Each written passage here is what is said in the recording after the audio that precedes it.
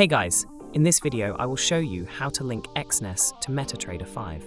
Alright, so let's begin with the video. First, let's head over to our Metatrader 5 and log into your account. Here, tap on plus option in the top right corner. Now, find a broker. Let's just quickly search for Exness. And now scroll down, you see Exness Technologies Limited. Tap on it.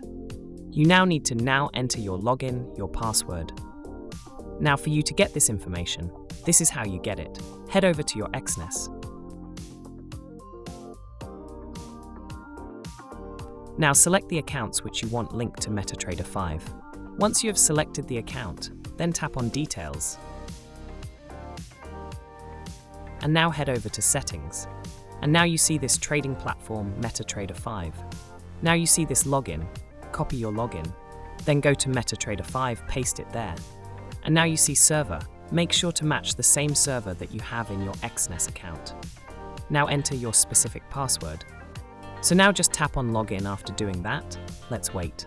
So as you can see, our Exness account is linked to Metatrader 5. So that's basically how you can link Exness to Metatrader 5. So that's all for this video. Consider subscribing if you find it helpful, and I'll catch you in the next one. Thanks.